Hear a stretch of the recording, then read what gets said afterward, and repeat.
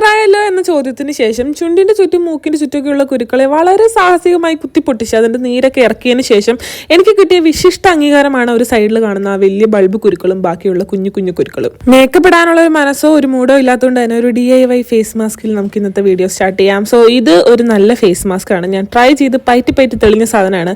ഞാൻ ആദ്യം ഓട്സ് ഇതാ ഇത്ര പൊടിക്കുന്നുള്ളൂ, ഒരുപാട് പൊടിക്കുന്നില്ല, കാരണം ഒരു കാര്യമുണ്ട്, അവസാനം ഞാൻ കാണിച്ചു തരാം.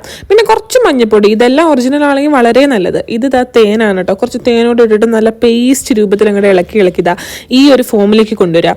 ഇതിന് ശേഷം നമ്മൾ ഇതെടുത്ത് മുഖത്ത് അപ്ലൈ ചെയ്യുക. അപ്ലൈ ചെയ്യുമ്പോൾ കുറച്ച് പാടായിരിക്കും, കാരണം എന്താണെന്ന് വെച്ച് കഴിഞ്ഞാൽ ഓട്സ് ഇച്ചിരി ചങ്കി അത്ര ഒരു പൗഡർ ഫോമിലല്ല ഓട്സ് ചെയ്തേക്കണേ.